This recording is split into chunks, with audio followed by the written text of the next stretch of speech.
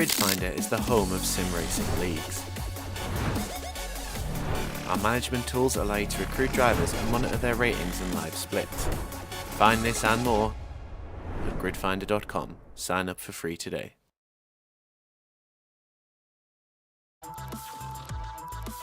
Hello everybody and welcome back to MSVT Racing and welcome to round number 4 of the EnduroKA Winter Sim Series. Myself, Jack Worrell, joining you in the commentary box once again, and joining me in the commentary box this evening is Zach. Zach, obviously great to be back with you. So far, this season has been nothing short of very, very close. Coming into this evening, we have 3 drivers tied at the top of the times, and Snetterton is a circuit famed for close racing in the EnduroKA, both Winter Sim Series and the actual series, which does come here in 2024 on the 10th and 11th of August, of which, much like this evening, with a slightly changed format, 2 3-hour races in the actual event, we've got 2 30-minute sprint races this evening. We could see some even closer racing again. Absolutely, and of course it is very nice to have you back. You missed an absolute cracker a week ago when we went to Anglesey. Of course 72 minutes in length compared to the usual 60, so we have our 2 altered format races back to back and coming to Snetterton. I know it's not everyone's favourite venue, but it certainly is one of mine. I have always loved racing here, I've always loved commentating here, I've always loved visiting Snetterton. It is an absolute cracker of a racetrack. The altered format, 2 30-minute races, half the points available for each, and as we said, a very, very close championship that those points are going to be very crucial for. Yeah, absolutely. So you can see there, Tom O'Farrell at the top in theory on 142 points, but tied with him are his 2 sort of closest rivals, Jamie Petersennis and Bobby Simmons. The pair of those 2 came to blows at Anglesey. We'll cross over that again in just a minute's time. Not too far away, we've got only 6 points back, Nathan Maximin, who finished very well at Anglesey, finishing second, so picked up some good points at Anglesey, and I think some much needed points as well. And Ben Abbott, he's been consistently up at the top end of affairs. I don't think he's made it onto the overall podium, but it just shows if you can be consistently in that sort of top 6, top 5 area where you can get those big point scores, it really does keep him in the championship. And you can see listed over the top some of the brilliant sponsors that we've got on board. Of course, title sponsor Burton Power, obviously a massive thank you to them. Positive Perception, they always do a fabulous job with a lot of deliveries in EnduroKA, Grid Finder and MSVT Racing as well. And all of those points, they are all up for one thing. Obviously, we're all trying to get the prizes, but in terms of qualifying this evening, Bobby Simmons will start on pole position with Jamie Petersennis alongside. Row 2 of the grid is Ben Abbott and Tom O'Farrell sat there in P4. Tom, I'm sure he'd want to work his way onto the front row, but unfortunately qualifying is all said and done and he's got to start not just the first race but the second race on the second row of the grid. Nathan Maximan lines up in 5th with Greg Giles alongside. Ash Hill and Richard Pixley make up row 4 of the grid. Row 5 is Nick Creed with Harley Connolly alongside, and Scott Thorne has Andy Greer Hardy for company on row number 6. Row 7 of the grid is Colin Dunn and Jake Wardle. Then we get back to William Hartley and David Evans, 15th and 16th. Starting in 17th is Tim Parsons. Jack Mace lines up in 18th place.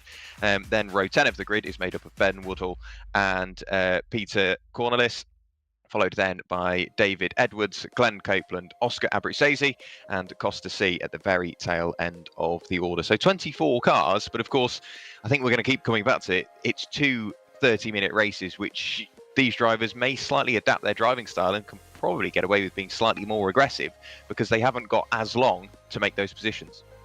Right, yeah, I mean, over the course of last week at Anglesey, people knew they had time to get things done. They weren't too hasteful. They sort of thought a little bit more methodically about how things were going to get done. Obviously, benefited a lot more with the strategy and circumstance that way. But when it comes to 30-minute races, yeah, you still do kind of think long-term in regards to, placement and not throwing it away on the first lap as such. But you do definitely have that extra kick up the backside to say, come on, let's get a bit of a move on. And, there's not exactly a lack of overtaking opportunities in the KAs here at Snetterton. Plenty of zones where maybe in other cars wouldn't be as big of an overtaking opportunity, but in the KAs definitely can can materialize themselves into very good overtakes here for the slightly slower KAs. But things don't always go to plan when you go for aggressive overtakes, Jack. No, unfortunately not. We saw this last week. This was the battle for the lead, Bobby Simmons and Jamie Peters-Ennis. Bobby Simmons later on the brakes, he just caught the curb and a bit of grass, and I think that meant he couldn't get the car slowed down or settled on the way into the braking zone, into the carousel at Anglesey. And Jamie Peters-Ennis, unfortunately, was elbowed wide. This obviously was reviewed, and there was judicials posted, meaning that Jamie Peters-Ennis did inherit that win and scored the big points, whilst Bobby Simmons was dropped down to third. He did keep the fastest lap, so in theory he scored second place points. But of course, he didn't get that win, which I think he's been wanting to do so far this season, because he's finished on the podium on all 3 races. He finished third at Silverstone, he finished second at Donington, and he was on for a win at Anglesey if he managed to make that move stick. But unfortunately, as we say, he dropped down to third. So this evening, lining up on pole position, he's got 2 shots at this if he wants to get onto the top step of the podium. And I'm glad you mentioned the overtaking opportunities here at Snetterton. You're not exactly short of them. Into the Wilson hairpin, turn number 2. Very, very heavy braking zone. You've got to try and keep that maximum speed up as best as possible, but then you've also got into Agostini. Hamilton, you can set the car up on the outside on the run in towards Oggies, and that's all in sort of sector 1 and the start of sector 2. Once you get into sector 3 at the very end of the Bentley Straight, you've got Brundle and Nelson. You bring the speed back down again, but you can almost start setting a move up into the very final corner at Murray's. It's a heavy braking zone, but you've got to get the best run through there possible onto the centre straight, the start-finish straight, what we're looking at the moment. So there's so many different opportunities for drivers to either go for a move on the brakes or take a slightly different line in to maximise the exit.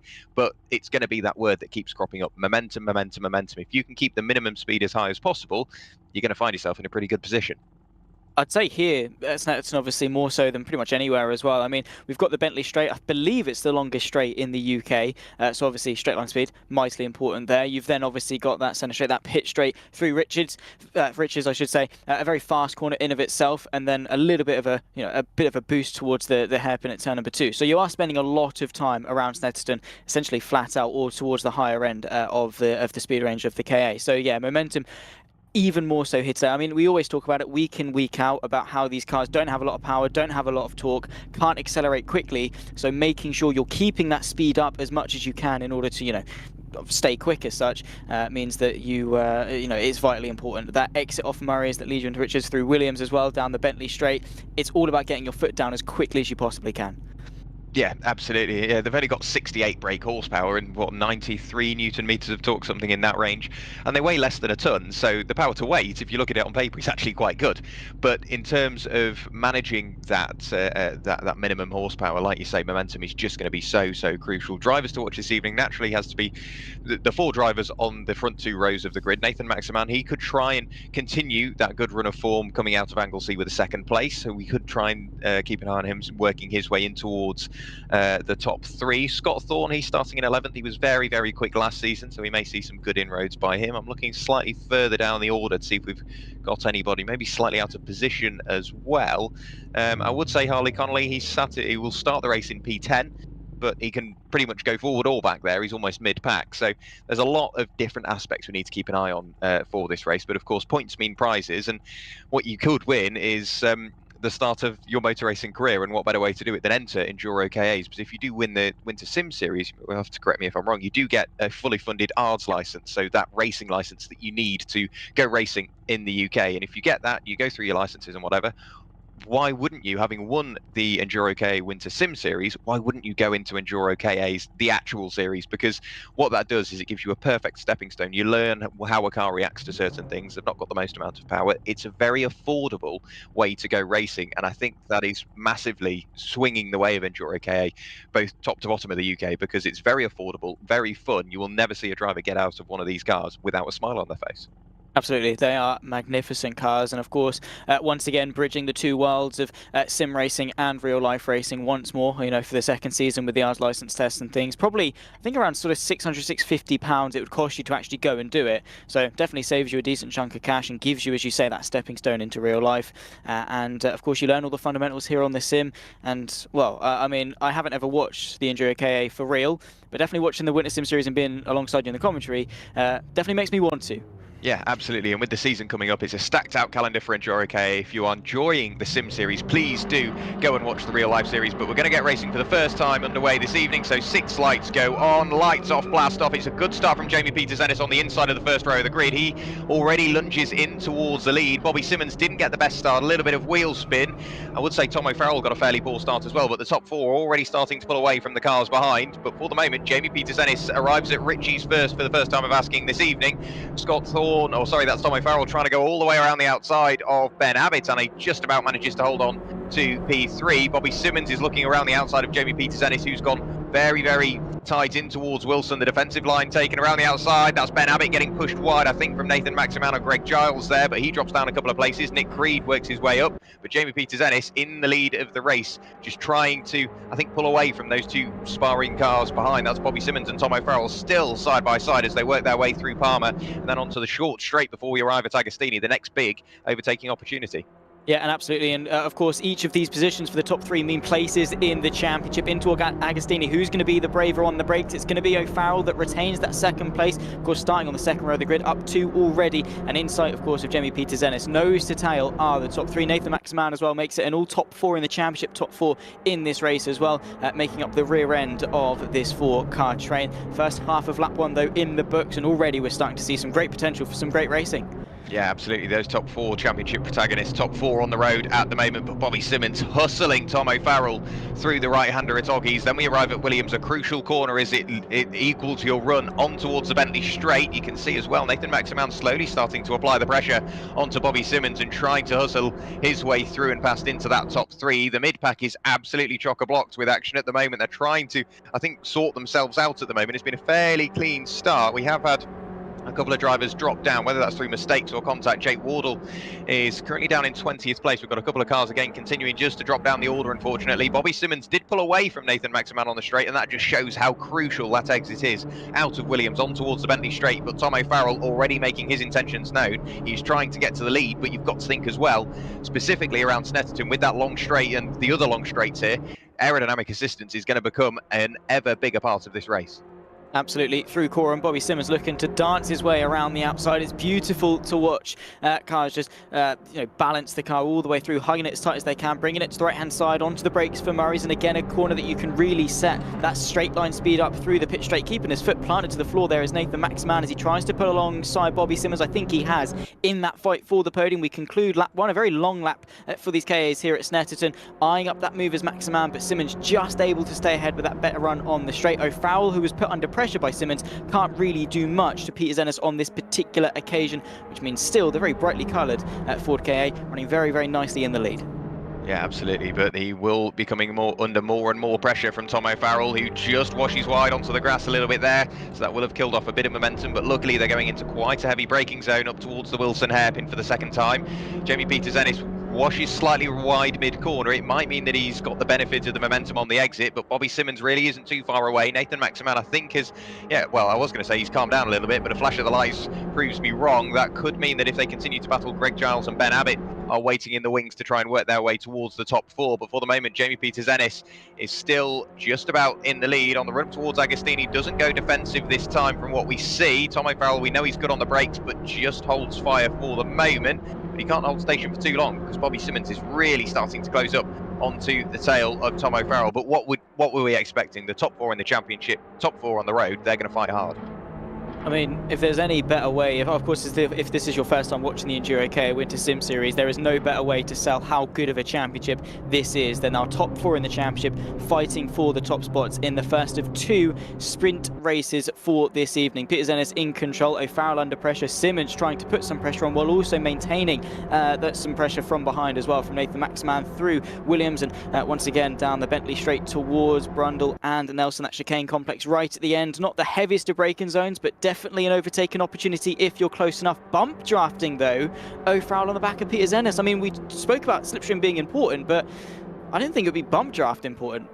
I mean, we see it happen in the actual series more than you'd think, and I think that's just sort of Tom O'Farrell showing his cards a little bit there. He just wants to run away from Bobby Simmons and Nathan Maximan behind, build up a bit of a gap so they can start to battle, and then decide who wants the lead. But side by side in towards the bomb hole, and Nathan Maximan makes a move for third place, so up the inside, position made initially. Then we get to the long right-hander at Coram. There's two different lines you can take, tight on the way in or slightly wider on the way in, get the car straight into the braking zone, but then trying to get the car slowed down, because of course you've still got load going through the car as you're turning through the right-hander. So if you jump on the brakes, the rear of the car gets unsettled. I think Tom O'Farrell figured that out as he runs very wide on the exit of Murray's on towards the centre straight once again. Jamie Peters-Ennis in the lead with the biggest gap he's had so far at the moment, hovering around about half a second. So Tom O'Farrell, with that small mistake, that's dropped him away a little bit, potentially into the clutches of Nathan Maximan. Over the line, fastest lap of the race goes the way of Jamie Peters-Ennis, and it immediately swaps further down, actually. I think it's almost exactly matched by Greg Giles at 2 minute 33.143. So Greg Giles in 5th place.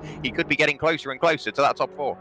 Especially if they continue to battle / sort of pressure each other into mistakes. Greg Giles, apart from today, the only driver to qualify inside the top 3 on every single occasion at Silverstone, Donington and Anglesey. He was always up there. Today a bit of an anomaly, but still firmly inside the top 10 and showcasing his out-and-out sort of raw pace and, well, trying to showcase some consistency and race pace by closing in onto this fight for the top 4. You can see Peters-Ennis, have to say, he's done a brilliant job seizing control early on and just keeping it, maintaining that gap as best he can, keeping everyone behind him at an arm's length and, you know, not falling into the trap of pointlessly defending. He's focused on one thing and one thing only, and that's driving that lead car as fast as humanly possible. But the battling behind has slowed down a little bit, and I think that's purely because obviously we're just settled down in this race a little bit more, and of course the likes of Maximan and Simmons don't want to get caught up too much battling each other when there's the greater objective to be met. Yeah, absolutely. They've still got the championship to think about. They cannot forget about that. We're past the halfway point in the season, but there's still some big points up for grabs, and Bobby Simmons is reminded of that as he dives up the inside of Nathan Maximan and picks up 3rd place just about. There's still a bit of an overlap between the pair of them as they work their way through Williams. Tom O'Farrell is still trying to run away. Obviously, he will see the battle in his rear view mirror. Bobby Simmons has now worked his way and secured 3rd place, but with Tom O'Farrell sat there in 2nd, will he bump draft again? Potentially so. Let's wait and see. He's getting closer and closer and closer to the tail end of Jamie Peters-Ennis, and yep, still bump drafting, so trying to work away from the duo behind. Clever driving from Tom O'Farrell, but of course this can play into one or the other hands. It massively depends on the driver, but personally I prefer leading. If I'm the lead car, one, it means I'm in the position I'd quite like to be, but also I prefer driving in that clean air. But Tom O'Farrell, for instance, he might prefer being the chase car, because if he forces a mistake by accident, he picks up the position, but he's not exactly losing anything. If he can stay within that aerodynamic range of Jamie Peters-Ennis and work with him, they build up quite a good rapport.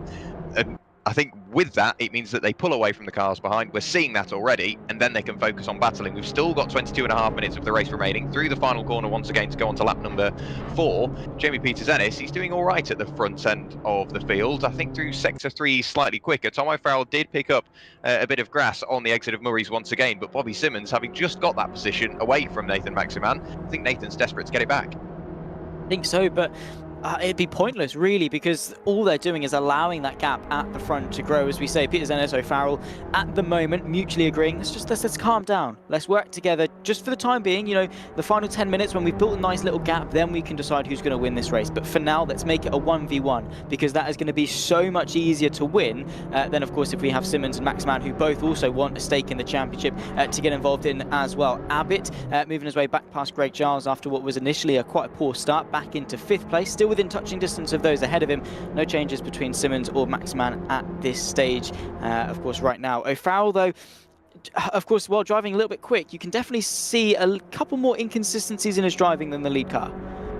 Yeah, absolutely. I did notice as well, Scott Thorne's trying to carve his way up through the order. He's just worked his way up into P10 at the demise of Richard Pixley. And yeah, it's a brilliant move from Ben Abbott, late on the brakes on the run up towards Wilson, threw the car to the inside, and he's already starting to build up a bit of breathing room between himself and Greg Giles behind. Nathan Maximan, I think, has now got the message. He's just going to work with Bobby Simmons and stop fighting, because they've still got 21 minutes remaining. I say that, but all over the grass goes Nathan Maximan, and Ben Abbott, I think, follows suit there and runs slightly wide on the exit of Hamilton as we work our way up towards Williams once again. Tom O'Farrell not as close as we've seen him heading on towards the Bentley Straight, but we know that draft assistance just draws him closer and closer and closer to Jamie Peters-Ennis, and then we might see them bump draft once again. But it clearly works, because they have a 1.6 second margin over Bobby Simmons and the cars behind for the moment. So the top two seemingly working together, but Tom O'Farrell not close enough to bump draft this time. Bobby Simmons still sat there in third place. I think Nathan Maximan is working with him. Yeah, they're absolutely nose to tail, but we're not seeing Nathan maybe just point a nose to the inside, trying to fill his mirrors, taking the slightly wider line on the exit of Brundle, which opens up the exit for Nelson. So I think just trying to work together and get a gauge on each other and how quick each other can go. Last time through, we did see the fastest lap of the race set by Tom O'Farrell, a 2-minute 32.723, almost matched by Jamie Peters-Ennis in the lead. Tom O'Farrell, again, he's closed up on the start of Sector 3. At the exit of Sector 3, I don't know whether it's all to do with Murray's, but Jamie Peters-Ennis just seems to pull away slightly. Yeah, now up to, what, almost 0.7 of a second as it drops back down on the exit. So there's still a lot that can change, and the complexion of this race could completely change as well, because they've got to remember they've still got another 30-minute race to go. Yeah, so this is sort of the taster race as such, to sort of bed you into race 2. You learn from those experiences, and of course you get a second chance as well. Same points are on offer, so usual 50 for a win under normal circumstances turns into 25 and 25 for the two respective race wins that we've got here this evening. So if you maybe don't do as well in race 1, you can definitely make up for it a little bit in race number 2 as well, and that's going to be something to keep an eye out for. On board with Nathan Maximan, who's at the rear end of this 4-car train at the front himself, and Bobby Simmons, though, has reduced that lead gap from 1.6 to now nearly sub 1 second. So definitely by working together, they're starting to reap the rewards already, and there's still 20 minutes, well, just shy of 20 minutes left to go in this race. Yeah, he's not short of opportunities, I don't think, here is Nathan Maximan, but he's just, biding his time, being patient, and that is what will potentially get him onto the podium, because obviously he can work with Bobby Simmons, but then if the future's looking rather bleak towards the end of the race, he can go, right, okay, I'm fed up helping now, let's go, and dive up the inside, but all will be revealed in 18.5 minutes time. Jamie Peters-Ennis still leading, Tom O'Farrell second, Bobby Simmons and Nathan Maximan, the guys we've been keeping an eye on, third and fourth. Ben Abbott, having got past Greg Giles, hasn't really managed to shake any attention away from himself there, 5th and 6th. Nick Creed 4.7 seconds back in quite a lonely 7th, because he's almost then 2 seconds clear of Harley Connolly. Then we get back to P9, that is Ash Hill, followed then by Scott Thorne, rounds out your top 10, and he's pulled quite a handsome gap over Will Hartley in P11, but as I mentioned it, Scott Thorne dropping down the order. That must be some sort of mistake. I don't think it was contact, but we're now seeing Nathan Maximan work with Bobby Simmons, but typically, as soon as I mentioned Scott Thorne's name, he was on the cusp of the top 10, right the way down to 15th. Yeah, mildly unfortunate, and poor timing more than anything there. He once again loses another place to Mace, and now down to 16th place. So whatever the reason was, it's definitely not helped him. But the good thing sort of about this format is that the qualifying grid sets the grid for both races. So he's not necessarily going to start this far back for race number 2. Of course, he's going to start from where he qualified, which for Scott Thorne was 11th place. So he's going to get a little bit better and still very, very close to that top 10 for race 2. So it's not all doom and gloom. I suppose that is one benefit of it. That is a very, very close fight for the lead. Tom O'Farrell, for once, actually pulling out to the left. Yeah, we saw them working together, but this time not the case. Tom O'Farrell, like you say, he's jumped out to what was the inside of the exit of the final corner at Murray's, but it will be the outside for Ritchie's by the time we get there. They're absolutely drawn level as they cross the line. Another 2.96 mile rotation of the Snetterton circuit completed, and I think Tom O'Farrell, he's got to be careful not to wash too wide as the circuit camber changes just as he runs onto the painted tarmac. That's cost him a lot more, but Bobby Simmons very, very wide, bouncing all over the grass, but got a brilliant run side by side on the run up towards Wilson. This will be music to the ears of Jamie Peters-Ennis, because that means Tom O'Farrell has been almost engulfed into this battle with that mistake from Bobby Simmons. Then looking around the outside, Nathan Maximan picks up third place, so it's all changed.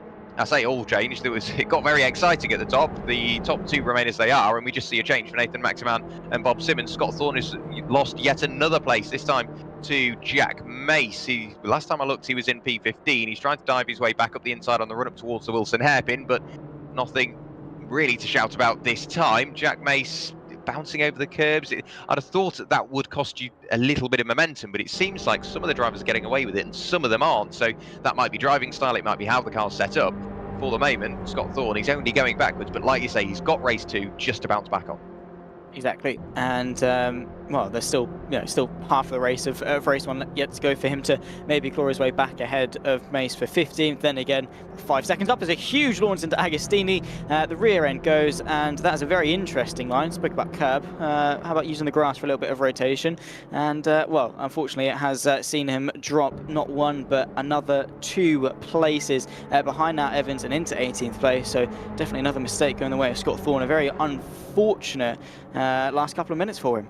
Yeah, it's really unravelled for Scott Thorne in race 1. Still half the race to go, but I think the final half of this race for Scott Thorne, at least, will be made just trying to sort of limit any sort of damage in his championship aspirations down in 18th place. Harley Connolly drops down to 9th as Ash Hill picks up 8th place now. The lead gap is sort of floating around half a second up to a full second at the moment, but Tom O'Farrell's just keeping within touching distance. Nathan Maximan now only 6/10 back from Tom O'Farrell, and Bobby Simmons only, 2/10 back from there. Bobby Simmons last time through with the fastest lap of the race. Contact between Scott Thorne and David Evans. A big knock there for Scott Thorne into the barrier. I wasn't quite looking. I was looking at the timing screen. Maybe you got a better view.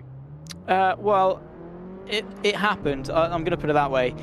I don't really know as to how it happened. As you say, looked away from the timing screens for 1 second, turned back, and there's a car in the air that bounced off the barriers, maybe trying to jump the bridge. I don't know. Either way, definitely suboptimal for those involved, in a huge incident that you wouldn't necessarily expect to see on a straight. Back to the fight for the lead, though. Peter Zennis still from O'Farrell. Maximan now ahead of Simmons, who's maybe haste got the better of him in trying to immediately get past O'Farrell after that mistake.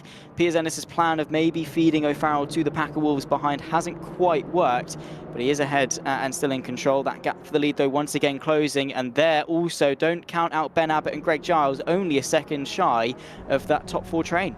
Yeah, it's dangerously close to being a battle for the spots in the top 6 at the moment, but Tom O'Farrell, having tried his luck around the outside of Jamie Peter-Zennis at turn 1 just a couple of laps ago, he's now once again back on the rear bumper, very close on the run up towards Agostini in towards the braking zone. I think they narrowly avoided contact, but Tom O'Farrell, he is going for the lead, I think, this time with 13 minutes to go.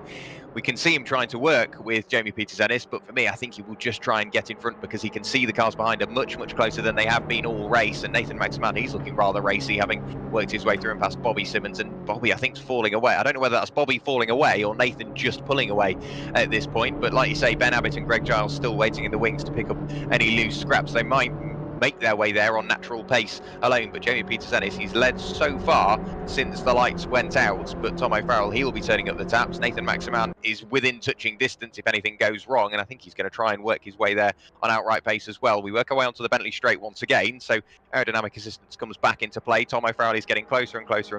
Are we going to see a bump draft? I think we did once again. Yeah, I think so, but if I was O'Farrell, I mean, it gets to a point where there's only so long that you can work with Peter Zennis, especially with the closing threat of Maximan and Simmons, who have sort of bucked up their idea and start to work together for the greater good. They're going to start putting some pressure on O'Farrell sooner rather than later, and it gets to a point for O'Farrell that maybe getting that track position and getting ahead will definitely do him more good than harm at this stage. It means that he's then in control of the situation. He can defend, he can back up this train as much as he likes, whereas Peter Zennis at the moment, obviously he's in the lead, he's in the better position. He can sort of force O'Farrell onto suboptimal lines and force him wide like we saw at Ritchie's a couple of laps ago. If I was O'Farrell, I'd be finding any way that I can through.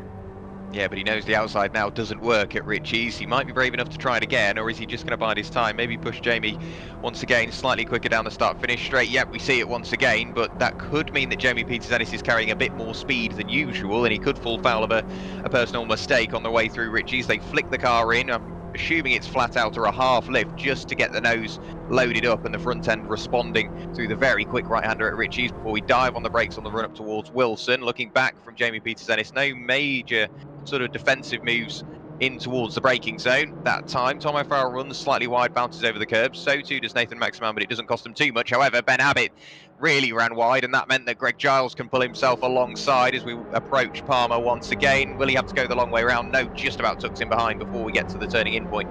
The quick left-hander at Palmer. That time the camber works with you unless you wash wide. It's quite a unique corner. If you're on the inside, it works perfectly. If you're on the outside, you can wash away onto the grass. But those top 4 slowly starting to pull away from the duo behind, I think. So it's gone from the top 6 back down to the top 4. However, it just takes one small mistake from Bobby Simmons or a very quick lap from Ben Abbott, and that bridges the gap once again. Yeah, it doesn't take much. It definitely has been swings and roundabouts into towards the final third of this race before we get to do it all over again for race number 2. But yeah, Abbott and Giles, it was unfortunate, of course, with that mistake that sort of saw them off the back of this train. But again, as we say, they could very easily bring themselves back into contention, still fighting away for the lead. Colin Dunn hasn't magically teleported himself into the race lead, I'm sure. Peter Ennis is still up there, still with O'Farrell behind him, still with Max Mann rounding off the podium places. And of course, for Max Mann, he's the one obviously in 4th place in the championship that's about 6 points behind the rest of the top 3, so he's really the one that needs to get a move on and get these overtakes done. Yeah, I think it's why it was so crucial for him to work his way through and past Bobby Simmons, because of course Bobby Simmons, whilst he's tied for the lead, if they're together on the circuit, if he can sort of minimise any damage that Bobby Simmons can do in terms of championship points, Nathan can work his way even closer towards that top 3. But like you say, the point structure has slightly changed this evening as we're spreading the standard points allocation, but over 2 races. So having that race to bounce back on, it could potentially help some and hinder others, but Jamie Petersen is still leading the race through the long right-hander at Coram. Get the car straightened up, jump on the brakes, down a couple of gears, and then flick it in towards Murray's before you approach the start-finish straight once again. Closest, I think we've seen the top 4 at the moment, separated by just shy of 2 seconds. So Jamie Petersen is in the lead, Tom O'Farrell P2, but not quite close enough, I think, this time to even think about any sort of move or assistance for Jamie Petersen. Nathan Maximan crosses the line in P3. He's slowly falling into the clutches of Bobby Simmons once again. So, like you say, it's 6 of one, half a dozen of the other. One lap can go your way, or it can be a slightly locked brake, or you miss a gear or something like that, and then you fall away into the car behind. So it's the top 2, then 2 thereafter, then 2 thereafter. But Bobby Simmons, the body language of that car shows he's pushing hard. Of course he is. He's there, 4th place. He can see all of his championship rivals just ahead of him. He does not want to settle for 4th place, considering the fact that he started this race from pole position. 4th place is, well, obviously not the worst outcome for race 1, but definitely not one of the best ones. That expectation that you carry after snatching pole position late on in a qualifying session, you expect to be at the front. You expect to win. Whilst, yes, he is only 4th and still definitely within touch and distance of a win, it still is a long road. He has to get past Max Mann and keep it. He has to get past O'Farrell and keep it. He then has to get past Peter Ennis and then keep it. I mean, at the moment he's 4th. As long as he sort of leads the last lap, that's the only one that really matters at the end of the day. But he's definitely got a lot of work in the next 8 minutes in order to climb through the order.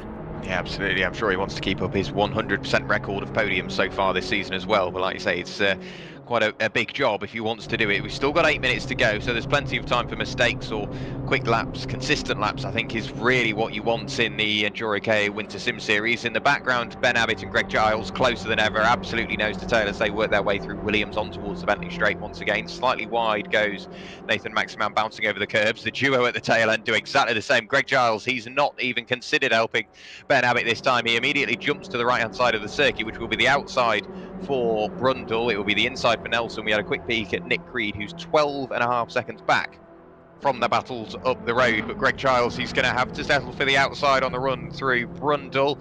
Can he convert it to the inside for Nelson? Gets the car slowed down, bounces over the sausage curb, but Ben Abbott just about remains in front. But brilliant commitment and brilliant space given from both drivers. That's what we like to see. Definitely takes 2 to tango, and great mutual respect between the pair of them. 2 fantastic racers.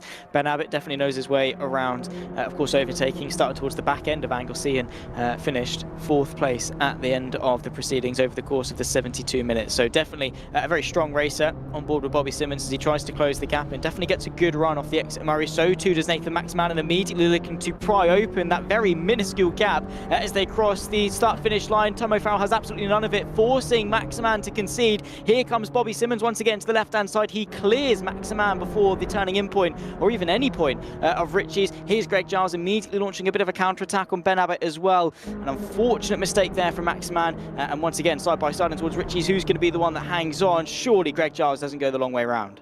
No, he gave it a go there. You can see the car squirming on the absolute edge of adhesion. Very, very late on the defensive move from Ben Abbott. Chops off the nose of Greg Giles. We run up towards Wilson, where they're still absolutely side by side. Greg Giles on the outside. Can he make the most of the momentum? No, he can't. He has to submit to Ben Abbott once again. This is a brilliant battle for the final spot in that top 5. And we did see, like you say, Nathan Maximani was almost forced to concede that place, but he's already picked up the inside on the run through Palmer and picked up 3rd place back through and past Bobby Simmons. Tom O'Farrell, I don't think he was really obliged to give any sort of room, because Nathan Maximan, with half the car on the grass, was sort of edging at a gap that wasn't really there until he tried to make it. But now we're seeing Greg Giles and Ben Abbott still nose to tail. Bobby Simmons, having lost third place to Nathan Maximan just a couple of corners ago, he's already starting to fall away. Tom O'Farrell, I'm sure, is none the wiser, sat there in second place. He's still just trying to keep his focus forward on Jamie Peters-Ennis in the lead of the race. Nathan Maximan consistently just washing over that curb through Hamilton, but it's not exactly slowing him down because he's back on the tail of Tom O'Farrell, and it's really starting to come back his way. So the top three are almost very equidistantly spread. Bobby Simmons has fallen away a little bit, but you cannot rule him out still with over 5 minutes of the race to go. With how unpredictable this race has been, yes, Bobby Simmons in sort of race trim hasn't looked the strongest, but he can definitely still make the most of any battling or any scraps that might come his way. Greg Giles, once again in this fight for fifth with Ben Abbott, they've sort of capped themselves at fifth place at this stage. Still 5 minutes left to go, though, getting the squeeze as they run their way in towards the chicane under the bridge, and Ben Abbott just able to stay ahead. Who's going to be the braver one on the brakes? It is going to be Abbott momentarily, but Giles doesn't quite have the space in order to pick his way back through as they run their way through Nelson, now into the bomb hole. Giles, he's eager to find a way through, but all it's done is kept them off that lead fight that they could very much have gotten themselves involved in.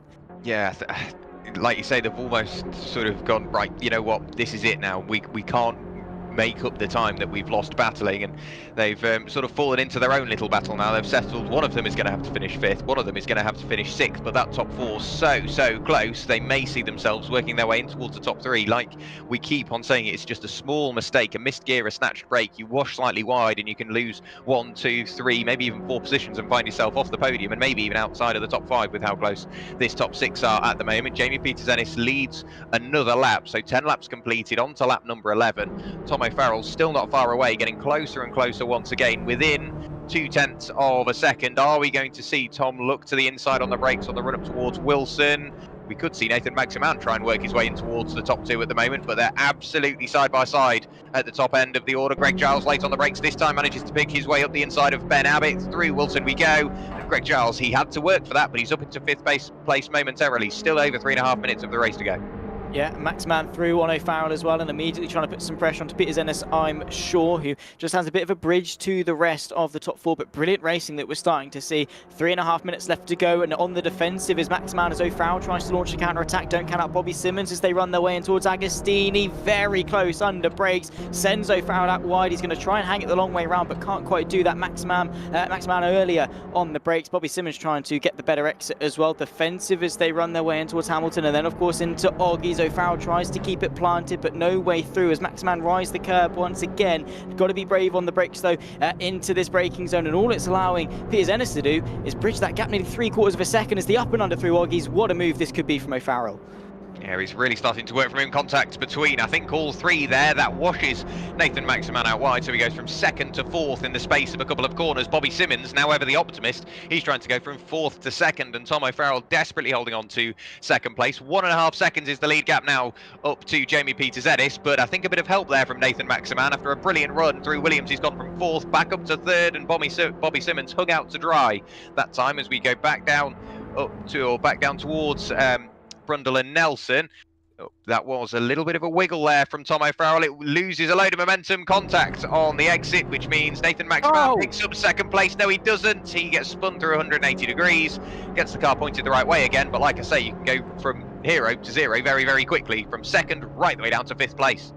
It was almost too good to be true. Greg Giles and Ben Abbott through Coram. You can see Abbott on the right-hand side of your screen. That's the outside through Coram. Giles trying to keep it nice and tucked up. Great respect between the two of them. Now who's going to be the one to be better going into Murray's very close to contact. I think momentarily did make contact going through. Then the left. It's all about who can put their foot to the floor first. Also that fight for 2nd. Simmons ahead of O'Farrell, giving him the squeeze as they run past the pit lane. A huge twitch there from Simmons. And here comes Ben Abbott and Greg Giles immediately also back into this fight. So while we said they settled, the opportunity has risen once again their way onto what well could be the final lap of this race. Peters-Ennis almost secure for a victory, and now Ben Abbott trying to put some pressure onto the championship leader, but not for very long. The long way round at Ritchie's, and Ben Abbott onto the podium. Yeah, brilliant move there from Ben Abbott, really optimistic and manages to pick up what is third place. Bobby Simmons, he's managed to pick up second place at the moment, and Tom O'Farrell, it's all gone wrong for him and Nathan Maximan. They've gone from fighting for second and third right the way down to what is fifth and sixth, and I'm not sure what happened there with Tom O'Farrell, but he seemed to almost cut the corner, and Greg Giles washed wide, so Greg is trying to hold on to fifth place, maybe make it fourth, but with all this battling, Nathan Maximan isn't too far away, so the top three very equally spread at the moment, apart from the leader, Jamie Peters-Ennis, almost 5 seconds clear at the moment. I don't know where that gap has all of a sudden come from. Bobby Simmons in P2, then it's Ben Abbott, Greg Giles, Tom O'Farrell and Nathan Maximan, nose to tail. Those three are fighting for the final couple of spots in the top 5. Just goes to show how, of course, how secure momentarily that top 4 felt for quite some distance of this race, and how in a lap and a half it's all unwrapped for them and it's all sort of gone wrong as such. O'Farrell and Maximan, you know, still there inside the top 10, but not ideal, not what they would have been expecting out of this race at all. Giles making the most out of it, though, of course, backing up O'Farrell and Maximan, doing all the favours for Peters-Ennis, Simmons and Abbott on that fight for the podium. But with about a third of the lap left to go, what a race this has been. And unfortunately, Jack, we get to do it all over again in a few minutes' time. Yeah, absolutely. You've got to think, if you're one of the drivers, this race hasn't quite swung your way, it could completely spin on its head for race number 2. So you might not have the best performance in race 1, but as you say, race 2 is on its way, so they can potentially flip it back onto them slightly and do some damage limitation compared to the points that they've lost in race 1. But Greg Giles in P4, rather comfortable at the moment. He's pulled away slightly from Tom O'Farrell and given himself a bit of breathing room, but there is our race leader, Jamie Peters-Ennis, just working his way through the bomb hole on the run up towards Coram. Bobby Simmons, he spent a lot of this race in 4th place, watching everybody in front battle, got involved every now and then, and he's walking away with 2nd place at the moment. He's still got a couple of corners to go. Ben Abbott in P3, Greg Giles 4th, then it is Tom O'Farrell and Nathan Maximan who have slowly started to separate slightly, but Jamie Peters-Ennis through the final corner for the final time in race 1 this evening comes towards the line with, I'm sure, a flash of the lights, but he collects 25 points from a race 1 win here this evening. Race 2 very shortly on the way, and he's got to do it all again, but Bobby Simmons, a brilliant performance to pick up P2 and keep up his 100% podium record so far this season. Ben Abbott crossed the line with, I think, what was quite an unexpected P3. Greg Giles gets P4, and Tom O'Farrell and Nathan Maximan, oh, what could have been, finishing 5th and 6th. Yeah, what a race for Peters-Ennis, and of course the championship lead that goes with it. So I think as it stands, it's Peters-Ennis from Simmons, then comes O'Farrell in the championship, with Ben Abbott closing that gap as well. He came into this race about 22 points off the top 4, but you know, every little helps, especially in the second half of the season. But Peters-Ennis, he drove that race phenomenally well, almost flawlessly as such. He wasn't really ever under any pressure, bar a couple of times where O'Farrell half-heartedly looked to the outside through Ritchie's. From the start, he started second, he got the lead, and he stayed ahead. Yeah, absolutely. We are seeing an issue as well for some. David Edwards, I think he's run out of fuel on the very final lap of the race, unfortunately, so he is going to go into retirement, and I don't think we'll score any points from this race. He's down in 21st at the moment, with cars still yet to finish and cars still battling. Glenn Copeland in 22nd place. He's fighting away with, I think that's Ben Woodall at the moment, trying to pick it out on the order. I think Glenn Copeland is potentially a lap down and trying to work his way through very, very slowly through the final corner. Who was that? Yeah, that was Ben Woodall. I don't know whether it was a missed gear or knocked it into neutral by accident, but all of a sudden started to lose a load of pace. But Ben Woodall towards the line will finish 20th, pardon me. Glenn Copeland will finish 22nd over the line in the 1-2-3 machine. But what a race that was. Race number 1 of this evening already ticked in the books. Race number 2 on the way. But Jamie Peters-Ennis, he came into this evening tied for the championship lead. He walks out of race 1 with, a 5-point margin over Bobby Simmons. Something like that, absolutely. He did a phenomenal job. And all in all, a really good race. I mean, towards the end, definitely got a little bit desperate from some of the drivers, but as far as race 1s go, not bad at all. And of course, we get to rack them up again with the same grid. Of course, the qualifying results decide on the grid for race 2 as well. And we get to do it, hopefully, all over again. Maybe some lessons learnt, though, from the drivers this race. Yeah, I think the driver of the race for me is potentially from Ben Abbott, because he was in a brilliant battle with Greg Giles and walked away with P3. So he came into tonight with a 22 point gap to those 3 tied for the championship lead, and he was 16 points away from Nathan Maximan. But with that P3, it's a good haul of points. He's lost sort of lost ground over Jamie Peters-Ennis and Bobby Simmons, who finished in front of him.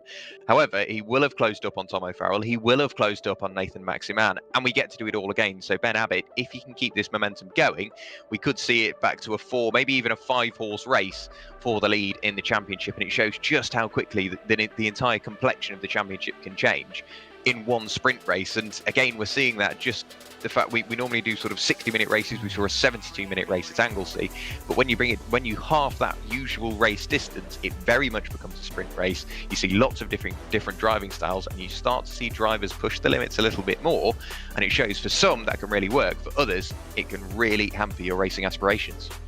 It can, and that mentality shift that you go from obviously the usual 60 minutes, time to work with as such, that strategy development over the course of the race as well. There are no pit stops in this, so you completely remove that element of the race.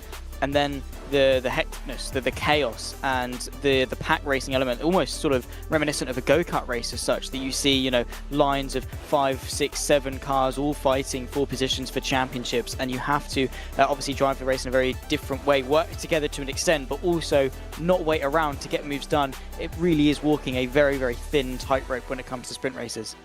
Yeah, and I think Bobby Simmons as well, with the fastest lap of the race, brilliant damage limitation as well, because whilst Jamie Peters-Ennis got the win and Bobby Simmons finished P2, with that, with the bonus points for the fastest lap, of course, that's exactly what he needed. But what we do have is the opportunity to chat to our race 1 winner, Jamie Peters-Ennis. Jamie, it seemed like the cars behind were fairly close within touching distance throughout the most part of the race, but it just took a small mistake, a bit of battling behind, and all of a sudden you were walking away with, I think, a 5-second lead come the end of the race. Was that something you were wary of? Because we know that Tom O'Farrell was working with you, you were managing that gap, and then all of a sudden it came to you.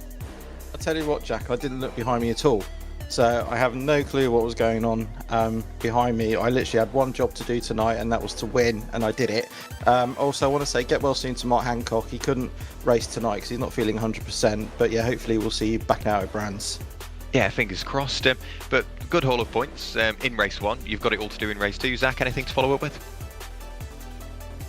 No, I think... Sorry, Zach. A brilliant race. No, apologies, fine, and absolutely fine. But you did a stellar job, Jamie, and well, all the best for race 2. Thank you. We'll make it 2 out of 2. Great stuff. Cheers, Jamie. Great to have a chat with you at the end of race 1. I think we may also have, let's have a quick look. I think we have time to grab one more driver, I think, in the way of Bobby Simmons. We'll just sneak him in very, very quickly. So, Bobby Simmons, welcome to the commentary box. You came into tonight. It was sort of the talk of race 1 and coming into this evening tied for the championship lead. Both yourself, Jamie Peters-Ennis, and Tom O'Farrell all tied on 142 points. Brilliant damage limitation from you, finishing P2 with the fastest lap, and you've kept up your 100% podium record so far this season. How's the confidence going into race 2? A bit better now, because I've just got information on how to actually start the car. I've never known how to start the car, and I've now finally just got information on how to start it, because I've dropped down to 3rd. It was an awful start, and it was all a bit bump and go, and then settled in behind Nathan, and then we were battling for a little bit, and then we caught up to everyone, and then a bit of a kerfuffle happened on the second to last lap, and Jamie just sort of went. So yeah, confidence knocked a little bit, but hopefully now I know what I'm doing properly, we'll get in the lead from first corner. Well, of course, that has to be the plan, as well as starting on pole position. But it's Snetterton, obviously, that's the outside, so it gives you an extra little challenge. You've done all that hard work in qualifying, and then you're immediately on the back foot at the start of the race. But again, we've mentioned it a couple of times this evening. Usually it's a 60-minute race. Of course, we saw a 72-minute race at Anglesey. 2 30-minute sprint races this evening. How does the mindset change? Do you set the car up differently? Do you set yourself up differently? Or do you just sort of go, maybe I can get away with a bit more here, I can push a bit harder, not have to worry about tyres, not have to worry about fuel so much, so the car's lighter? What are the things you consider, and what are the things you maybe change going into a sprint race rather than an enduro? So the only thing I've noticed is how you work with other drivers. Like I said, me and Nathan, all of that, the amount of times I could have dove it up the inside and just gone for a move, whereas in the 60s I would have done that, because you've then got another 30 minutes to catch up that second. But in this, you have to be so close to the leaders to be where you want. that you have to work with other drivers really well. And I think me and Nathan did that really well. And I feel really bad that happened to him right at the end there. Well, I suppose that's just one of the risks that sort of runs through a sprint race, because obviously everyone's pushing that slight bit harder, and you work your way a bit closer. Zach, hopefully this time Oreo free. Do you have anything to follow up with? Yeah, I've learnt my lesson, thankfully, for this one. So only the occasional sip, because you can very quickly dispose of the liquids. But Bobby, well done again. No surprise for seeing you back here inside the top 3, keeping that record up. I mean, you've already touched on really the mentality shift, but well, now obviously you're starting from pole position again for race 2. Are you going to put the knowledge of your better starts to good use? Yeah, definitely. It's definitely a complete blank slate now. Like, I'm not. Obviously, all the drivers are going to be a little bit worn out, including me from the first race. But I've got a different plan going ahead. I'd sort of already accepted that JPE was going to get ahead of me from the start, because last year at Alton he did the exact same thing. And I've been meaning to ask someone this whole time about the starts, but I just forgot to. And then, like your colleague said, I'm on the outside here, so then I've got nothing to go down to the hairpin. So it's a completely different race for me now. I bet so. I mean, you know, that one extra little push, that one slight difference. I mean, how do you start these cars? Well, I've been informed that it's, instead of just revving it from neutral and then pressing upshift, you're in first and then you drop the clutch. So I don't know how that's going to do well for the clutches in these, but it's a sim, so we don't need to worry about that. It's fine, absolutely fine. Best of luck for race 2, mate, and I'm sure you might just be able to get over to the inside in time to cover off the lead. Hopefully, yeah, right. I'll see you guys. I'll see you guys in about half an hour's time. Yeah. Awesome stuff. I'm sure that's the plan, Bobby. Speak to you again, great stuff. Bobby Simmons there, and I think again it's brilliant that we can have this chat halfway through a night, Zach, because you can get a little insight into drivers' mindset, but also what they've learned and then what they're going to apply from one to the other. Whereas usually you can maybe have a quick chat with them before the race, whether that be privately or a quick text. But midway, being able to voice their opinions on race 1, but also how they're going to change certain things. It's a nice little insight as to what goes on halfway through a race evening. Because there's only so much that we know in the commentary booth. I mean, there is firmly a reason as to why we are in the commentary booth and not out on track. So we can only sort of make predictions and sort of use our previous experience to sort of kind of tell the story, but there's no better person to tell you how to do that than the person in the cockpit themselves. So obviously nice to see their thoughts, their feelings, what their intentions were at different points, and obviously how that stacks up to sort of what we were saying throughout the duration. But they all seem happy, they all seem confident, especially Bobby Simmons, as always, telling us he's going to be back in the interview room. I love it. Yeah, the confidence is sky high for Bobby Simmons, and I think he has every right to have confidence up there at the moment. Of course, starting on pole position once again, he's got maybe a bit more knowledge on another way to start the car. Might be the right way, might be the wrong way. It changes from driver to driver, it changes from car to car, various other sort of variables to take into account. But this time, Bobby Simmons will try and better his start. Jamie Peters-Ennis will look to do exactly what he did in race number 1. Of course, with Ben Abbott starting in P3, he had a brilliant race 1, fell away at the start, so obviously he will try and have a better first phase of the race and maintain that top 3, top 4 status. But I think eyes need to be on Tom O'Farrell again, Nathan Maximan, Greg Giles, Jamie Peters-Ennis. Anyone in that top 6 is really where I want to be looking, but you can't rule out anybody else thereafter. Ash Hill, he showed good pace. I think Scott Thorne, he was showing really good pace as well. He got up to 10th place, he started 11th and was closing on those cars up the road, but a small mistake, and we saw him drop right the way down to 16th, 15th place, something like that. So it can all come unravelled very quickly, but if you've got that knowledge from race 1, we could see a few drivers slowly seeping their way through the cracks and maybe in towards that top 5 as well. It doesn't take much for the pendulum to swing, for things to change. So of course the momentum swing can definitely go one way or the other at the drop of a pin. Of course, with the sprint races and things, mistakes, if you make one, you don't have as long to recover from it. It just invites more unpredictability, more carnage, more chaos. And those that have good pace can definitely work their way into the limelight. But with that chaos, definitely carries a lot of risk, like we saw for a number of drivers towards the back end of race 1. You have got to be careful with how you apply such anarchy in these sprint races, because, well, yeah, you haven't got a lot of time to get moves done. You also still, in of a sense, have to think long term. Like we were chatting with Bobby, he and Nathan were thinking long term in a short distance race by working together as such. So it is always going to be a balancing act. Yeah, and it's how you approach that, because we've done what now 5 races this season coming into the we've done 4 races so far this season going into the 5th at the moment. So you should start to think, if they were here last season, if they've been out in practice, obviously they've raced against each other, they've done qualifying, you slowly start to build up almost your personal profile of the drivers you will be around, and you learn what you can do, what you can't do, different lines. Do they brake earlier and get the better exit, or do they focus on late braking and just sort of deal with the exit as and when that happens? So again, it's a bit of driver knowledge. You can't really underestimate how busy of a job it is behind the wheel of one of these cars, because whilst they're not going massively quickly, what that does mean is you've got time to think. So it goes from very much a physical effort to a mental effort as well, because you've got all that time to analyze what's going on, and sometimes that can make the racing even closer, because you've got more time to think, maybe I can squeeze up the inside there and make it happen. We're only about 30 seconds away from seeing the drivers put that into work. Yeah, I mean, I've always sort of preferred slower sort of cars when it comes to racing, like Junior Formula down as such. When it comes to good racing, they seem to be the ones that bring the heat, that bring the action. And also the braking zones as such are a little bit longer, but we're going to find all of the chaos once again for race 2. Same front row, same top 4, same championship fight.